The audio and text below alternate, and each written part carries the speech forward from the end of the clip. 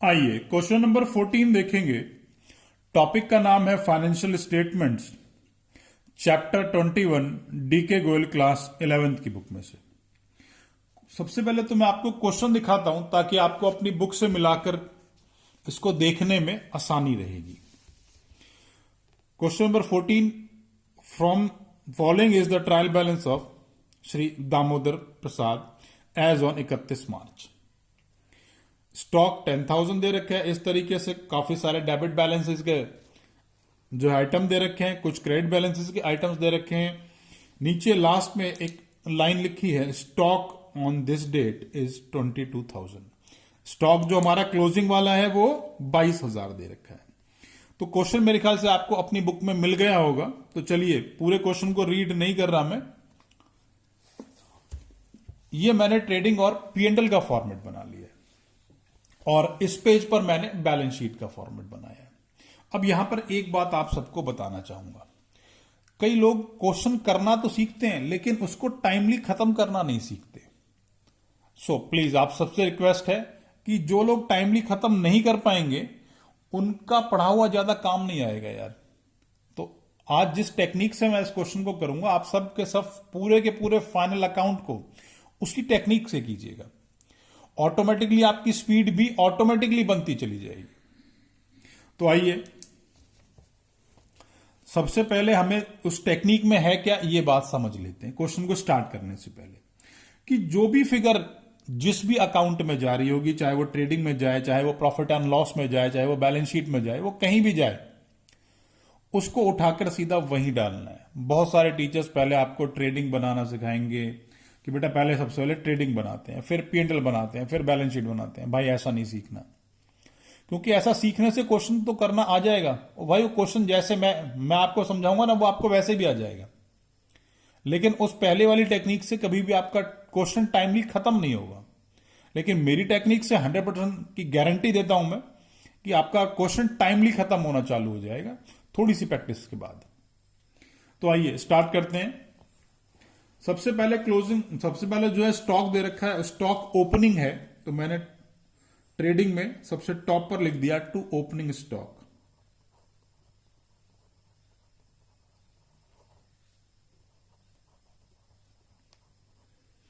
Opening stock की value है मेरी 10,000। इसके बाद परचेजेस दे रखे हैं, तो मैंने 2 परचेजेस करके परचेज की वैल्यू डाल दी और परचेज की वैल्यू है 58,000। अब क्योंकि परचेज के नीचे शायद परचेज रिटर्न भी हमें क्वेश्चन में मिल जाए, इसलिए मैंने फिगर अंदर लिख के छोड़ दी है। उसके बाद है वेजेस, तो वेजेस लिख दिया भाई मैंने। वेजेस है 4700। उसके बाद है रिटर्न इनवर्ड। रिटर्न इनवर्ड का मतलब हो गया सेल रिटर्न, तो बाय सेल और उसके नीचे लेस कर दूंगा रिटर्न इनवर्ड, और ये रिटर्न इनवर्ड है 3520। उसके बाद है कैरेज ऑन परचेज,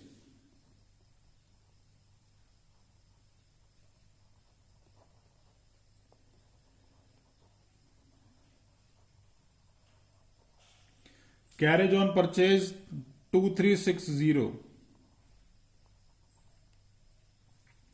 उसके बाद है कैरेज ऑन सेल। जो ये कैरेज ऑन सेल है, ये मेरा प्रॉफिट एंड लॉस वाला खर्चा है भाई। तो यहां से मैं प्रॉफिट एंड लॉस बनाना चालू करूंगा। तो मैंने यहां लिखा to carriage on sale. Carriage on sale मेरा प्रॉफिट एंड लॉस वाला खर्चा है 710।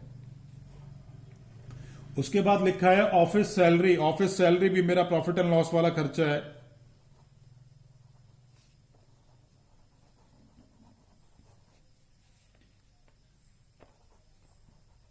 अमाउंट है 4800। उसके बाद रेंट एंड टैक्सेस भी मेरा प्रॉफिट एंड लॉस वाला खर्चा है, तो यहीं पर डेबिट साइड में लिखूंगा।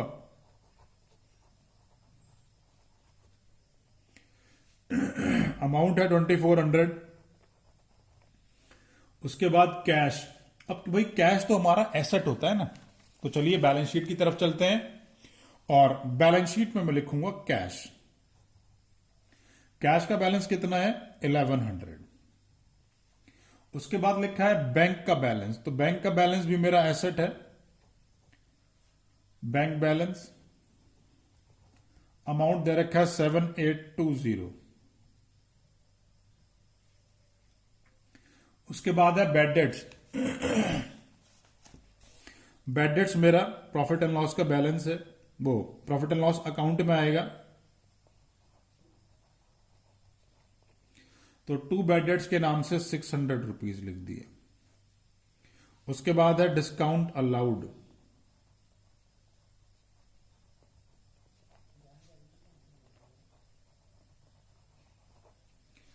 डिस्काउंट अलाउड है 640। उसके बाद लैंड एंड बिल्डिंग की वैल्यू दे रखी है मेरे को। लैंड एंड बिल्डिंग मेरे लिए एसेट है, तो चलिए बैलेंस शीट की तरफ चलते हैं। और लैंड एंड बिल्डिंग की मैंने यहां पर वैल्यू लिख दी। लैंड एंड बिल्डिंग है मेरा 20,000 रुपए।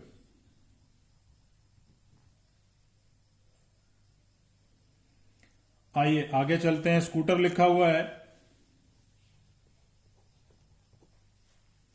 स्कूटर की वैल्यू है 6600।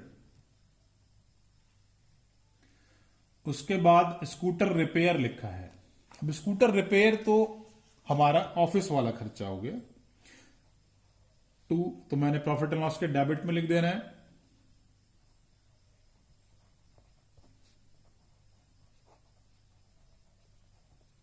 Scooter repair 850। उसके बाद बिल रिसीवेबल। बिल रिसीवेबल फिर से मेरा एसेट हो जाएगा। Bill receivable 3500। इसके बाद कमीशन लिखा हुआ है। कमीशन क्योंकि डेबिट साइड में लिखा है तो भाई पीएनएल के डेबिट में जाएगा, प्रॉफिट एंड लॉस के डेबिट साइड में। अगर यही कमीशन क्रेडिट में लिखा होता तो प्रॉफिट एंड लॉस के क्रेडिट में चला जाता। यहां पर डेबिट में लिखा है तो प्रॉफिट एंड लॉस के डेबिट में लिख दिया मैंने।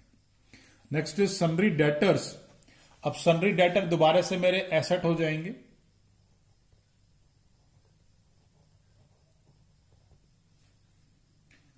$25,400। इसके बाद है इंटरेस्ट ऑन एक्स लोन। अब इंटरेस्ट हमारा डेबिट में लिखा है तो पीएनएल के डेबिट में।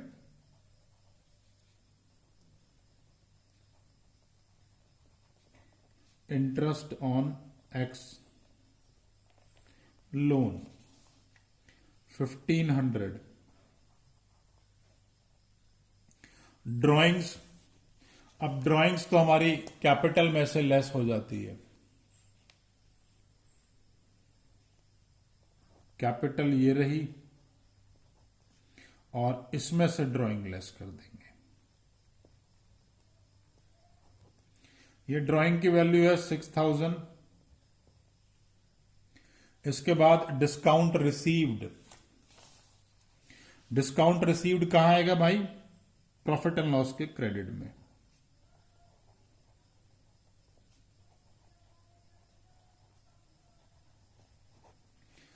डिस्काउंट रिसीव्ड की वैल्यू है 750।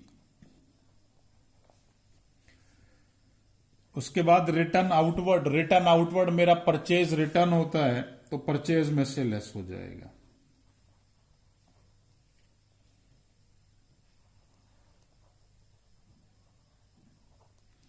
रिटर्न आउटवर्ड है 2600।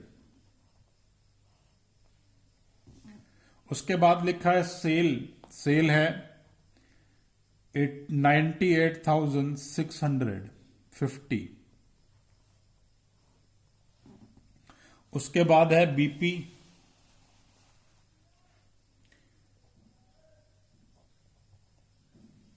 बीपी की वैल्यू है 3000। उसके बाद है सनरी क्रेडिटर्स।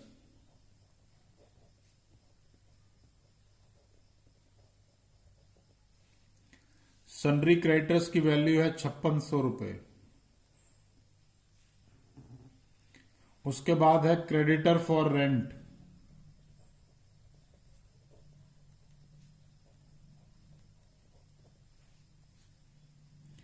₹500। उसके बाद है कैपिटल, और कैपिटल की वैल्यू है 40,000।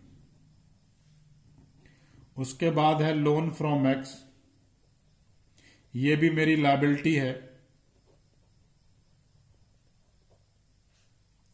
10,000। उसके बाद कमीशन क्रेडिट। अब कमीशन के बारे में तो हम लोग ये जानते हैं कि भाई अगर डेबिट में है तो P&L के डेबिट में, और अगर क्रेडिट में है तो प्रॉफिट एंड लॉस के क्रेडिट में लिख देंगे।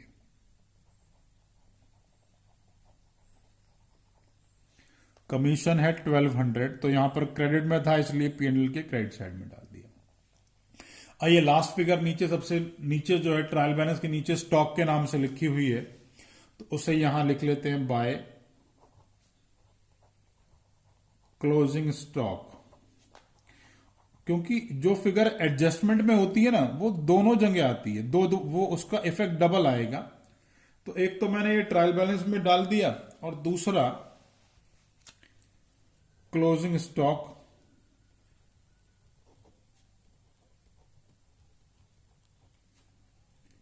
$22,000 मैंने बैलेंस शीट के एसेट में भी डाल दिया। चलिए इनका टोटल कर लेते हैं। 98,650 माइनस 3520, ये वैल्यू आ गई 95,130 प्लस 22,000।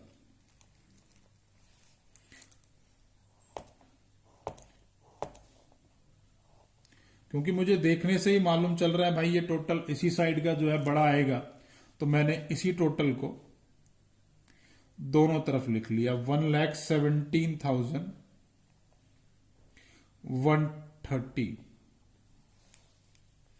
1,17,130, और यहां आ गया टू ग्रॉस प्रॉफिट।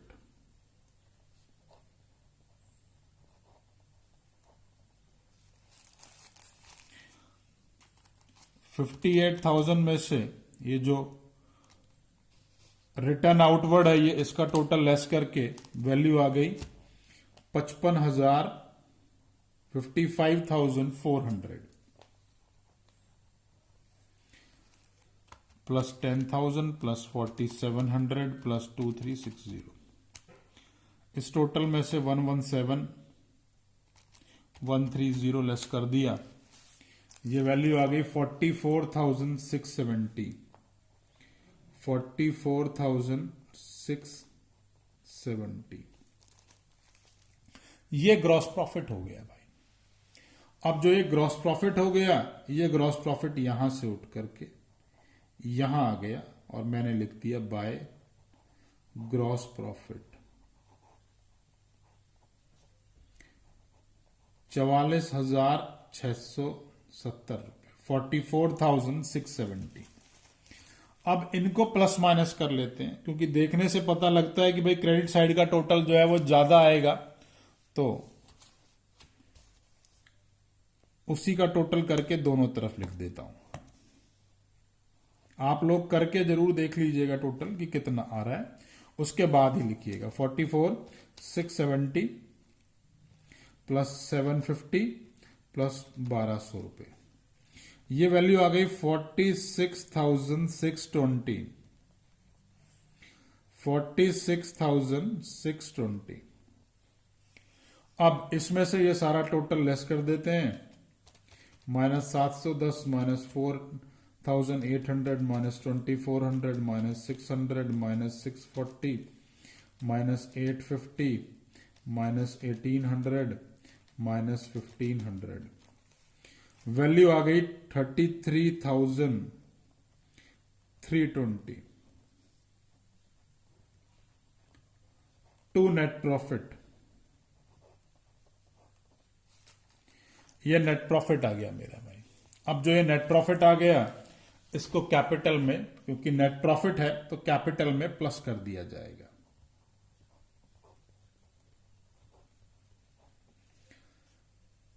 33,320 रुपीज। चलिए प्लस माइनस कर लेते हैं और कैपिटल की जो वैल्यू आएगी टोटल उसे बाहर लिख देंगे। 33, this is 67,320 plus 3,000 plus 5,600 plus 500 plus 10,000। Total value आ गई मेरी 86,420। 86,420। चलिए एसेट का भी टोटल कर लेते हैं। 1100 प्लस 7,820 प्लस में 20,000 प्लस में 6,600 प्लस में 3,500 प्लस में 25,400 प्लस में 22,000। ये वैल्यू भी मेरी 86,420 आ गई। तो बैलेंस शीट का मतलब है वो अकाउंट या वो जो है शीट जो दोनों साइड से बैलेंस्ड है। तो मतलब अगर ये टोटल सही आ रहा है तो आपने क्वेश्चन का आंसर जो है वो सही निकाला है। फाइनली क्वेश्चन इसी तरीके से करना है। आपको क्वेश्चन में कोई भी डाउट आ रहा है तो नीचे कमेंट बॉक्स में कमेंट कर सकते हैं। वीडियो अच्छी लगे तो भाई लाइक बटन जरूर प्रेस किया कीजिए, इससे मुझे मोटिवेशन रहती है, मैं आपके लिए इस तरह की और वीडियोस लेके आता रहूंगा। और अगर अभी तक आपने इस टॉपिक के ऊपर मेरा वीडियो लेक्चर नहीं देखा है तो प्लीज उसे जरूर देखिए। उसको देखने से ये सारे कॉन्सेप्ट हमेशा के लिए क्लियर हो जाएंगे।